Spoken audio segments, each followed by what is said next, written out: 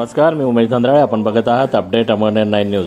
आज आम्ही आपल्यासाठी घेऊन आलेलो आहोत मुख्यमंत्री एकनाथ शिंदेंच्या दौऱ्याबाबतची बातमी. मुख्यमंत्री एकनाथ शिंदेंचं आज जळगावच्या विमानतळावर आगमन झालं. यावेळी पत्रकारांनी मुख्यमंत्री शिंदेंना सत्ता संघर्षाबाबत विचारलं असता मुख्यमंत्र्यांनी उत्तर देणं टाळलंय. तर दुसरीकडे भोकर इथल्या जाहीर सभेमध्ये मुख्यमंत्र्यांनी म्हटलंय की जळगाव जिल्ह्यासाठी कोणताही निधी आम्ही अपूर्ण पडू देणार नाही. तर दुसरीकडे ठाकरे गटाच्या शिवसैनिकांनी मोठ्या प्रमाणात निदर्शनं केली. शेतकऱ्यांच्या प्रश्नाबाबत मुख्यमंत्र्यांना निवेदन देण्यासाठी जात असताना पोलिसांनी त्यांना स्थानबद्ध केलं. बघा तर पूर्ण बातम्यांचा एक संक्षिप्त आढावा. अजूनही जर आपण आमचा चॅनल सबस्क्राईब केला नसेल तर सबस्क्राईब जरूर करा. सोबत बेल आयकॉन दाबायला विसरू नका, म्हणजे आपल्याला सगळ्यात आधी आपल्या मोबाईलवर नवीन बातम्यांचे अपडेट्स मिळू शकतील. जय हिंद, जय भारत. आणि त्या परवानगी संदर्भात त्यांनी नाकारही दिला नाही आणि होही म्हटलं नाही. मग आम्ही आज शेतकऱ्यांच्या समस्याविषयी निवेदन देण्यासाठी गेलो असता पोलिसांनी त्या ठिकाणी विचारलं कुठे जात आहेत. आम्ही सांगितलं की मुख्यमंत्र्यांना शेतकऱ्यांच्या समस्याविषयी निवेदन देण्यासाठी जातोय. तर ते म्हणाले की तुम्हाला देता येणार नाही. मला वाटतं हे या जळगाव जिल्ह्याच्या पालकमंत्र्यांनी अशा पद्धतीनं शेतकऱ्यांची मुस्कटदाबी करावी आणि त्याचा निषेध करावा तेवढा कमी आहे. कारण आज शेतकऱ्यांच्या घरामध्ये एवढा 70% ते 80% कापूस पडलेला आहे आणि 7,000 तर 7500 त्याचा भाव आहे आणि 10,000पर्यंत भाव मिळाला पाहिजे. अशा पद्धतीनं मागणी आम्ही त्या ठिकाणी शेतकऱ्यांच्या आंदोलनामध्ये शेतकऱ्यांच्या मागण्यामध्ये करणार होतो. परंतु त्या ठिकाणी प्रशासनाने सांगितलं की तुम्हाला जाता येणार नाही आणि म्हणून आम्ही या ठिकाणी पोलीस स्टेशनला आलेलो आहोत. आणि या ठिकाणी मी आपल्याला सांगेल की हे शेतकऱ्यांचं सरकार आहे का उद्योगपतींचं सरकार आहे हे समजत नाही आणि म्हणून शेतकऱ्यांच्या मागणीला न्याय मिळावा यासाठी आम्ही त्या ठिकाणी निवेदन देण्यासाठी गेलो होतो. कुठल्याही प्रकारे त्या ठिकाणी आंदोलन नाही, निषेध नाही, पण तरीसुद्धा ही शेतकऱ्यांची मुस्कटदाबी आहे आणि शेतकऱ्यांच्या वाली कोणी या देशामध्ये नाही. तुम्ही एकेकाळी शिंगाडे मोर्चे काढणारे आता कुठे गायब झाले हा प्रश्न आता लोकांना पडलेला आहे. आणि एवढंच मी या ठिकाणी सांगतो. आणि शेतकऱ्यांना न्याय मिळाला पाहिजे. मग त्याचं 10,000 त्याच्या कापसाला क्विंटलला भाव मिळाला पाहिजे. मग प्रोत्साहन पण 50,000 अनुदान ते मिळालं पाहिजे. मागच्या वर्षाचं अतिवृष्टी अनुदान राहिलेलं आहे ते मिळालं पाहिजे की अशा विविध मागण्या त्या ठिकाणी आम्ही मुख्यमंत्री साहेबांना देणार होतो. परंतु नाईलाज त्या ठिकाणी प्रशासनाने अडवल्या असल्यामुळे आम्हाला ते निवेदन देता आलं नाही.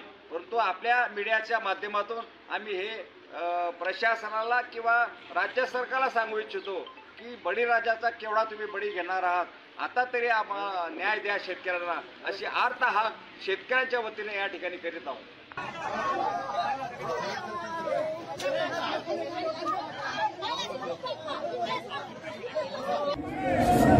मनात अंकुरलेला विचार आकार घेण्यासाठी, जागलेले नवे स्वप्न साकार होण्यासाठी तेजोमय प्रकाशाचे पूजन या ठिकाणी संपन्न होते.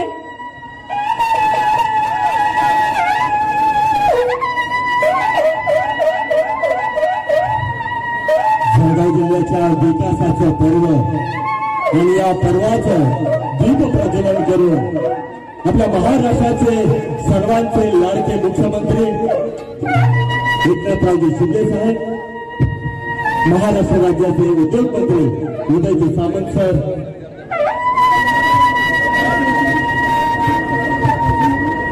खासदार रक्षाबाई खडसे,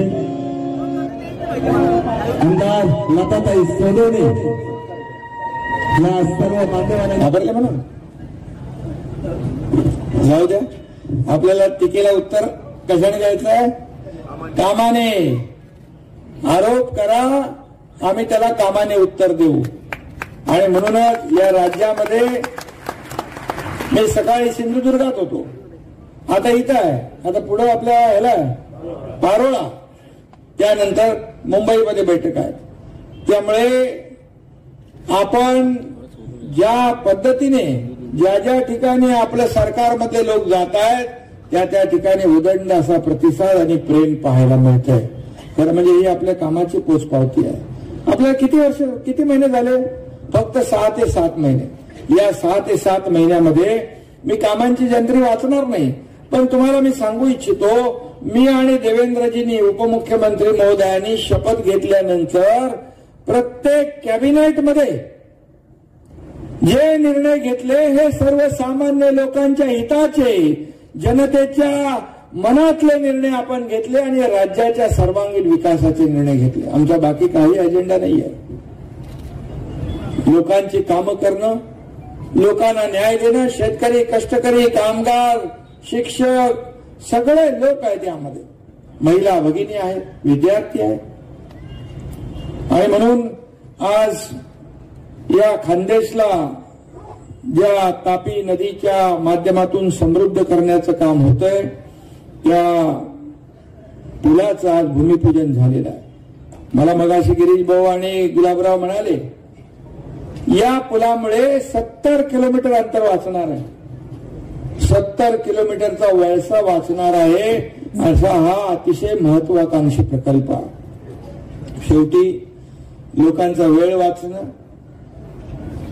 आणि या सगळ्या ह्याच्यातून जवळ सगळ्या गोष्टी येणं यावर सरकार काम करत आहे. आज आपल्याला माहित आहे बाळासाहेब ठाकरे समृद्धी महामार्ग नागपूर ते मुंबई 18 तास, शेतमालाला 3 दिवस. आज एक चमत्कार होतोय. त्या ठिकाणी सकाळी शेतकरी शेतमाल घेऊन निघाला, संध्याकाळी डायरेक्ट मुंबईत पोहोचतोय. 18 तासाचं अंतर 6 ते 7 तासावर आपण आणतोय. ही संपूर्ण राज्याची गरज ओळखून आम्ही काम करतोय. आणि म्हणूनच आज हे जे पुलाचं काम आहे हे अतिशय आपल्या या दोन्ही जिल्ह्यांना, दोन्ही तालुक्यांना जोडणारा वरदान ठरणार आहे. मला वाटतं हे दोन्ही तालुके, या दोन्ही तालुक्यांमध्ये विकासाची गंगा गुलाबराव या ठिकाणी आल्याशिवाय राहणार नाही. आणि तुम्ही पाणीपुरवठा मंत्री आहे. किती गावामध्ये तुम्ही किती 38,000 माझ्या माहितीप्रमाणे 38,000 गावांना योजना, आपल्या या 38,000 योजना, इतके जी गावं आहेत आपल्याकडे 38,000 योजना. कोई उद्देश्य नहीं है, श्रद्धा का भाव है और बस भगवान की प्रेरणा हो गई और ये मंदिर ऑटोमेटिक बनते गए. किसी से कोई डोनेशन नहीं लिया है, सब खुद के हिसाब से ही बनाया.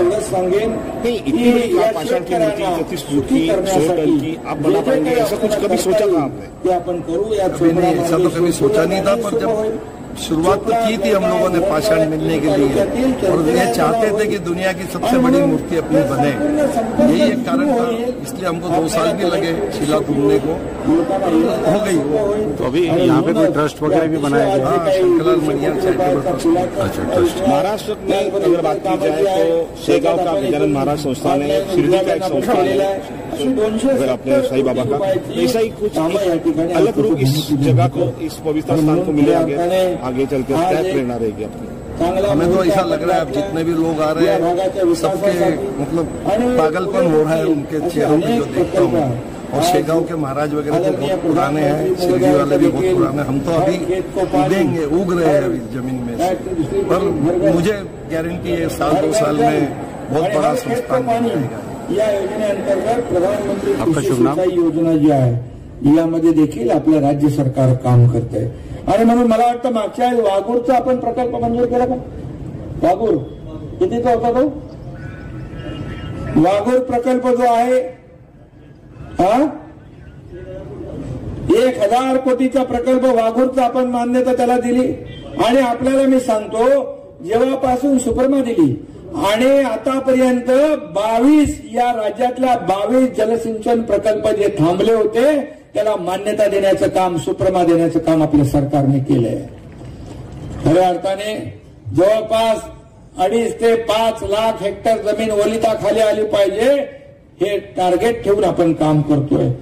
आणि म्हणून शेवटी शेतकरी हा आपला अन्नदाता आहे, हा मायबाप आहे, तो अडचणीत असता कामा नये. आणि म्हणून जेव्हा अतिवृष्टी झाली, पावसाळी पाऊस आला, झालेलं नुकसान शेतकऱ्यांचं, आम्ही एनडीआरएफचे निर्णय बाजूला ठेवले, नियम बाजूला ठेवले. एनडीआरएफच्या दुप्पट निधी देण्याचं काम आपण केलं. 2 हेक्टरची मर्यादा 3 हेक्टर पर्यंत केली. शेवटी सततच्या पावसामुळे झालेलं नुकसान त्यालाही आपण 750 कोटी रुपये दिले. आणि म्हणून शेवटी शेतकरी जगला पाहिजे, वाचला पाहिजे यासाठी आपण हे सगळे निर्णय घेतोय.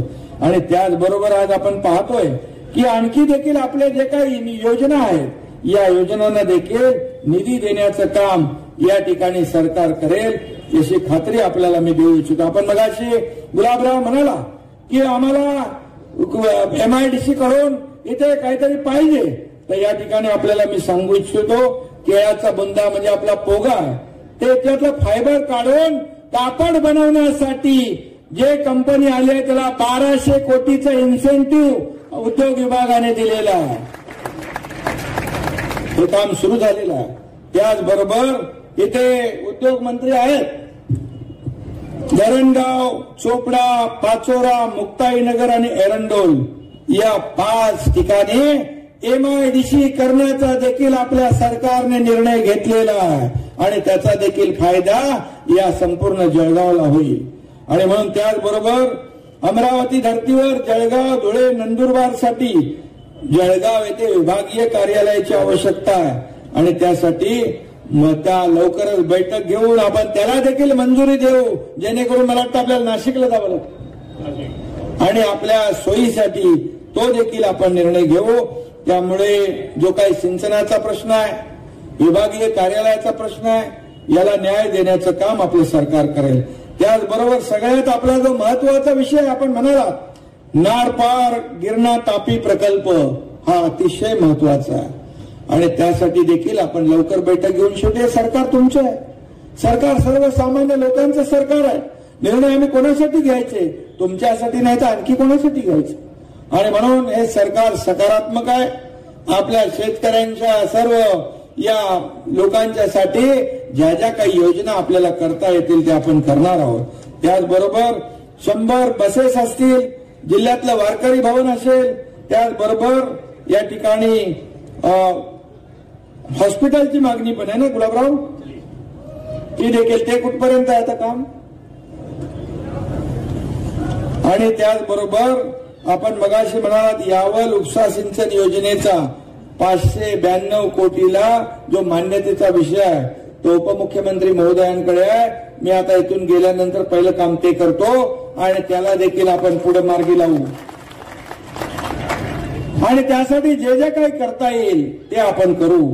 आणि म्हणून आज निम्न तापी प्रकल्प जो आहे याचा देखील आपला महत्वाचा विषय आहे आणि त्याला 541 कोटीचा प्रकल्प आहे.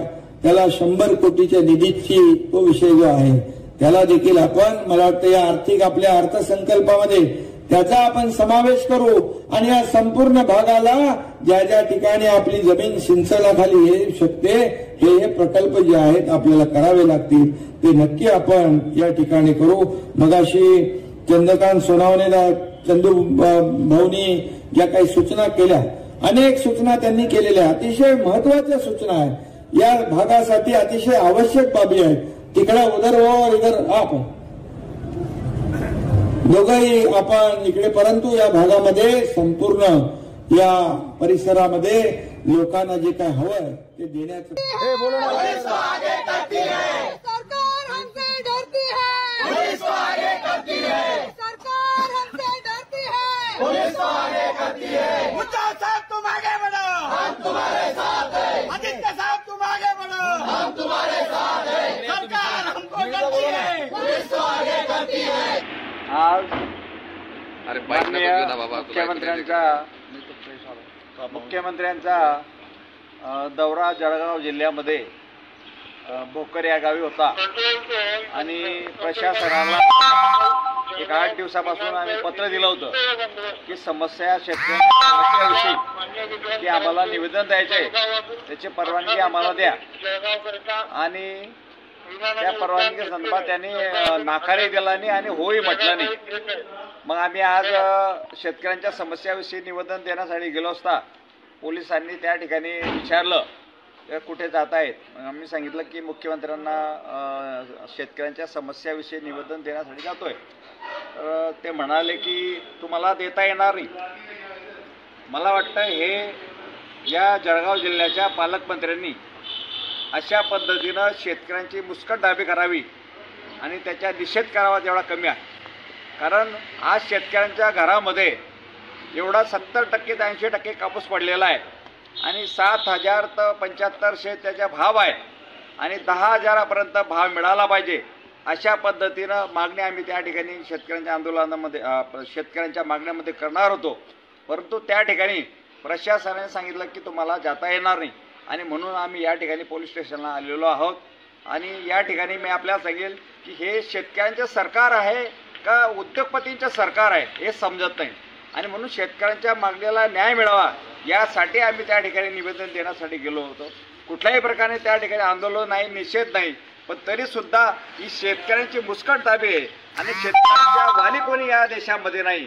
तुम्ही एकेकाळी शिंगाडे मोर्चे काढणारे आता कुठे गायब झाले हा प्रश्न आता लोकांना पडलेला आहे. आणि एवढंच मी या ठिकाणी सांगतो. आणि शेतकऱ्यांना न्याय मिळाला पाहिजे. मग त्याचं 10,000 त्याच्या कापसाला क्विंटलला भाव मिळाला पाहिजे. मग प्रोत्साहन पण 50,000 अनुदान ते मिळालं पाहिजे.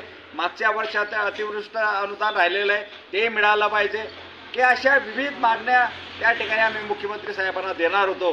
परंतु नाईलाज त्या ठिकाणी प्रशासनाने अडवल्या असल्यामुळे आम्हाला ते निवेदन देता आलं नाही. परंतु आपल्या मीडियाच्या माध्यमातून आम्ही हे प्रशासनाला किंवा राज्य सरकारला सांगू इच्छितो की बळीराजाचा केवढा तुम्ही बळी घेणार आहात.